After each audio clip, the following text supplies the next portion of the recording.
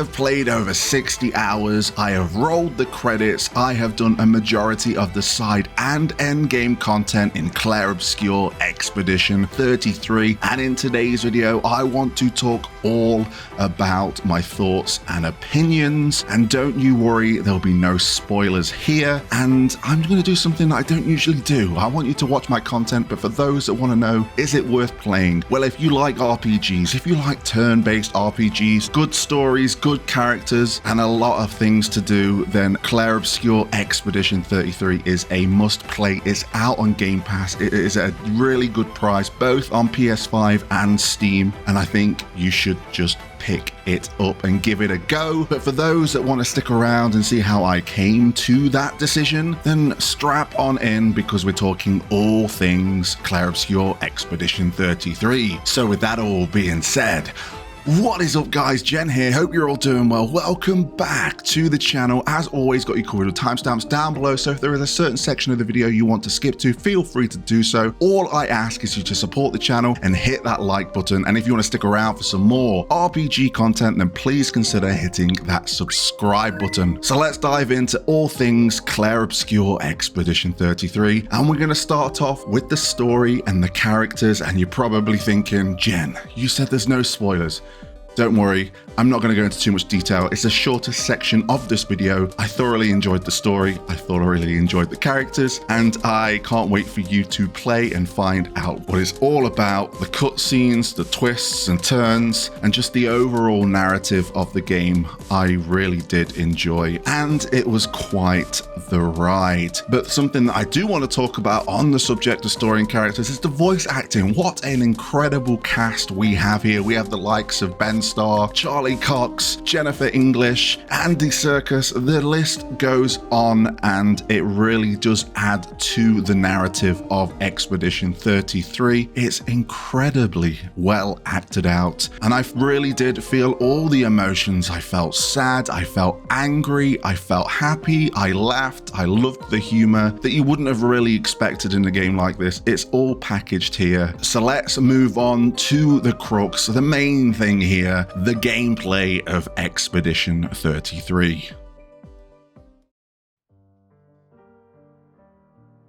I'm going to start off straight off the bat with the world map. A world map returns. It's very rare that we see these in RPGs anymore. The last one that I really enjoyed was Ni no Kuni, and to be fair, Expedition 33's world map reminds me of Ni no Kuni, but I still get that nostalgic feeling of all of the PS1 Final Fantasies traversing this world map. This world map is massive. There's so many secrets to uncover, things that you'll probably miss the first time around, but I have gone through this map in excruciating detail because there is actually a quest that requires you to find certain gestuals around the world map, so I was really looking, and it's incredible. It really is. The fact that we can traverse on foot, traverse on Esque, who has hilarious voice lines to keep you occupied while traversing. We can then go into the sea, and then we can fly to the skies. It's really nice to have this sense of scope. A world map really does add to a world of a game because it gives you that sense of scale. Instead of just turning up at the next location, the fact that you have a way to get there with distractions along the way, it does do a really good job of making the world feel alive. Not only that, I mentioned that there were secrets littered everywhere. There's also challenges and bosses along the way as well. You'll probably bump into them quite soon and get your ass absolutely kicked, unless you've really got down the combat, which we'll go into, of course. But it's just nice to have the distractions around you, just in case you want to take a break from the main story. Also, on the world map, we have the ability to camp. This is a chance to reflect on what the mission is that you're doing currently in the story, a chance to talk to your companions and maybe build a relationship with. There's a few bonuses to upgrade your weapons and characters, and if you want to, you can chill and listen to some of the music that you have collected along the way.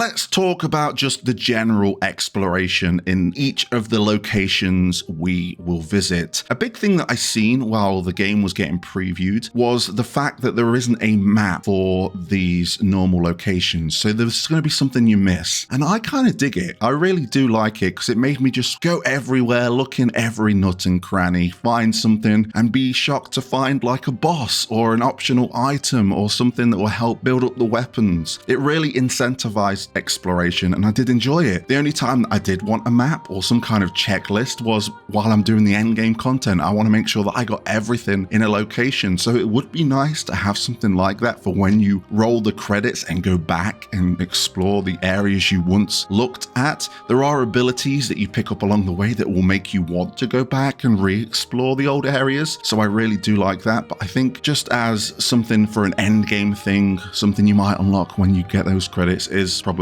like a checklist and a map, because I'm sure there's still things that I still have missed. And I've spent a lot of time in those areas. But these areas look breathtaking. There's so many different scenes. We traverse through snow. We go to grand fantasy lands. We even go to a carousel. So many unique locations, and probably the first time that I've ever seen locations look like this. I really did spend so much time panning the camera around, looking at these locations and just taking it all in. There's one location that I want to shout out in this section of the video because it's something you'll come back to as you find the doors to this place. And this place is simply titled the Manor. Not only is it like a nice area to traverse and just have a look around and find the secrets that are there, each door you find across the world of Expedition 33 leads you into a new room. Not only does it unlock a new room with new outfits or new items or new upgrade materials, but it does give you a bit of a behind the door peek at the overall narrative of Expedition 33, and it's something I can truly appreciate.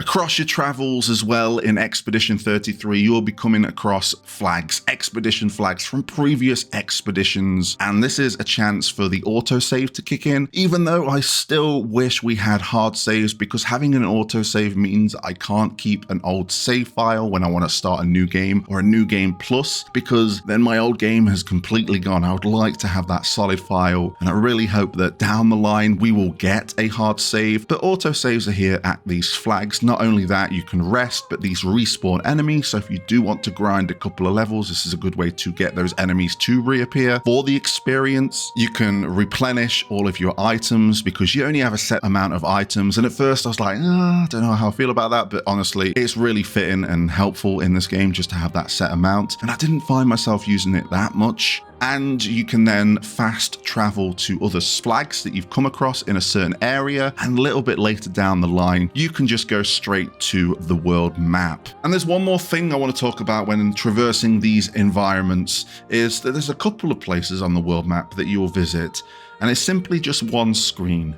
But the way it's set out, it looks like a pre-rendered background back from the PS1 games, but they look incredible. These really nice set pieces, and there's usually an item just hidden there. So you'd think it's just a screen you'd spend, I don't know, 2 or 3 seconds on and before you move on.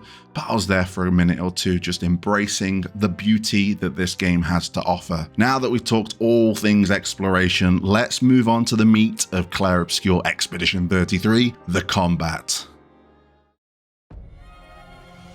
Now, the combat in Expedition 33, I feel, is a game changer for turn-based RPGs. And I'm not saying that and dismissing games like Metaphor, the Persona series, and even Dragon Quest, because these are turn-based RPGs that continue to innovate and make the systems fun. But I really feel that Expedition 33 takes it to another level. It really does. We have the reaction commands when you do certain skills, much akin to Legends of Dragoon and Super Mario RPG, but we have something that I feel is borrowed from a set of games that I don't really play, the Souls-like games of exact parries and dodges and jumps, and even these things called gradient attacks, which are a great counter to use. But it's all about being involved in this combat, this reactive combat, they like to say. It is very engaging engaging. It's not just going through menus, it's being aware of the surroundings, knowing the enemy you are going against, seeing the tells, even hearing the tells. The amount of times I switched to just listening to sound effects, being able to then think, hey, this is the perfect time to dodge. When I got that down, I started to parry, and that is just satisfaction in itself. And it is possible, it really is possible to complete this game without getting hit. And I'm really excited to see those that really dive into that. For me, it was all about the learning curve. It was all about getting involved, and I loved the way it did it. Sometimes I got my ass absolutely kicked. I thought I had a pattern down and I didn't. Sometimes I felt like an absolute god, and I was like, hey, I've just done this battle without getting hit once. Look at that, I've got extra experience, and it was a real good time. But that's just one layer of the combat. We also have the option to freely aim, and each enemy does have a weak spot. Some of these are very noticeable, some of them not so noticeable, and you can weave this in and out with your combat using the AP. Each shot takes 1 AP,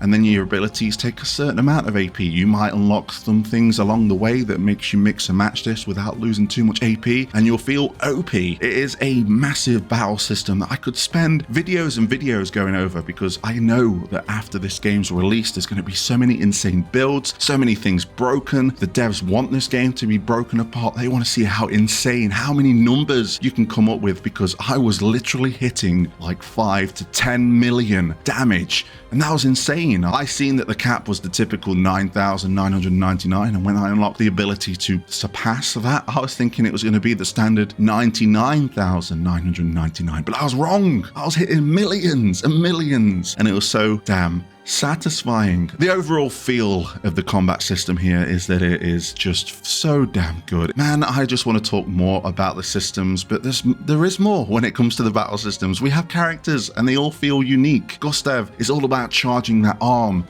Seal, who you unlock a little bit later, is all about using cards and building up this stuff called Fatale, and then using the amount that you have on an enemy to make another attack stronger. But if you use moon attacks and sun attacks at the same time, you get the Twilight stance, and then you can do even more damage. So there's just so many layers. We have Lune, who is essentially like a mage, and you can mix and match her abilities to slow down enemies with ice or burn them with fire abilities. But then it gets even more intense as you weave in more attacks. And then you've got Mael, my favorite character. She is just a beast with all the stances that she has. She's so powerful. I've been building her crit attack so much to the point where she's critting all day long. And the fact that I've got abilities that react to critical attacks and boost my attack even more, so satisfying. Words don't describe it. It's a battle system you need to try. You're probably going to have a different experience to me. You're probably going to use different characters to me, but the layers are all there. And I've not even talked about Monaco. Monaco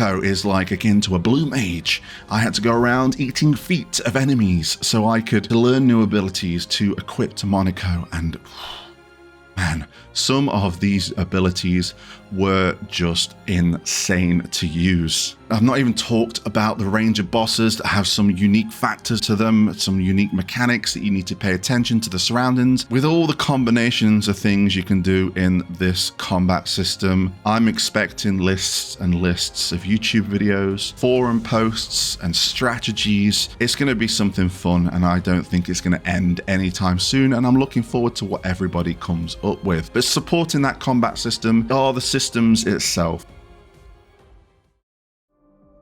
We have weapons. I was so happy to see that all these weapons had different unique looks to them, and there's a lot. I thought it was just going to be a handful. I thought it was going to be 5 or 6 per character. No.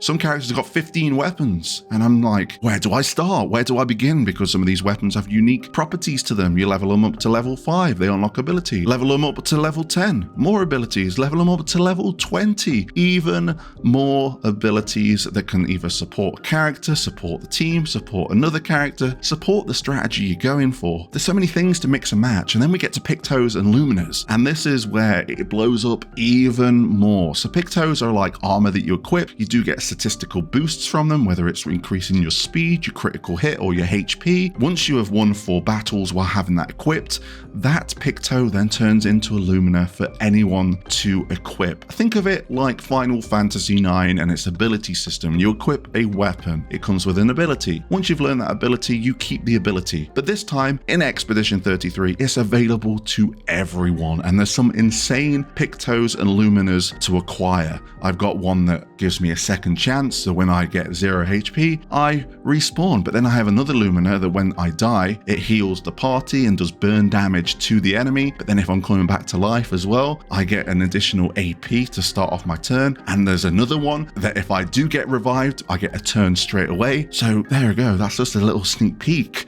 of some of the things you can do with these Luminas. Man, it's incredible. I love the systems of Expedition 33, and I think it's something that everyone's going to have a lot of fun with. And there's more systems, believe it or not. When you're at camp, you have the ability to upgrade your weapons using items that you've collected along the way, whether you got them from enemies or found them in the environments or on the world map. You can add Lumina points to your characters so they can add more Luminas, and trust me, that's something you're going to want to invest in. And you can upgrade your items. So you have a potion, you have an AP potion, and you have, like, we'll call them Phoenix Downs, but revived tints, and you can find upgrades to hold more of these as you go through the game, because I think you start off with 3 per item, and you can end up with, like, I think I've got 8 or 9 off the top of my head, but you can do it all here with the upgrade system.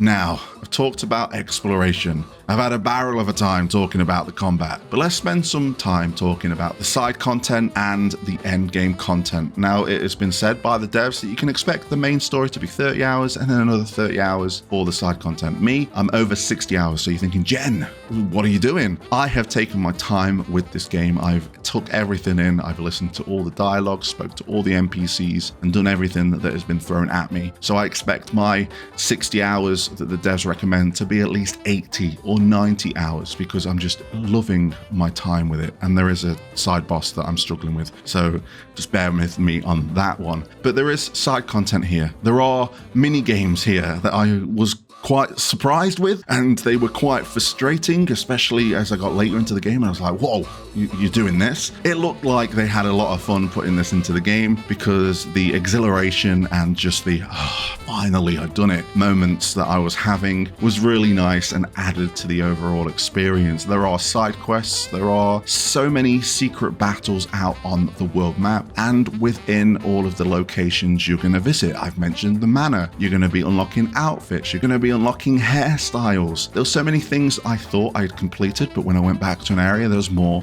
things to do. This game's full of stuff. It feels like a classic RPG. I think the way I did feel when playing Expedition 33 was, this is a brand new game. I'm very new to the world, the story, the characters, but for some reason I feel so nostalgic, and I think it's because of all the things that has been crammed into this game. Feels like I did when I was playing back on the PlayStation 1, Final Fantasy 7 for the first time, doing the endgame quests in Final Fantasy 9, getting the celestial weapons in Final Fantasy 10. It all came flooding back, and it does a really good job here with that side content, and there is just so much good times here when doing that content.